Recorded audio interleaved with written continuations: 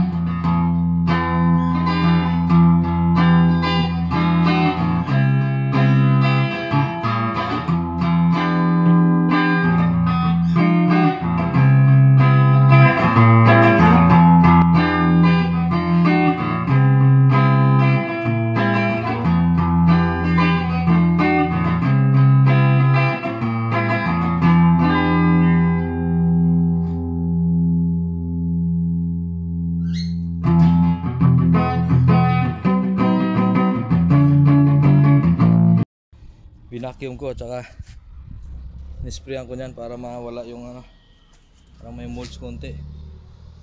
Wala na nata eh. So, ang ganda. Stig. Paring Julius, ito na yung napulot namin ah. Oh guys. Sabi sa'yo, PV yan oh. PV. Oh.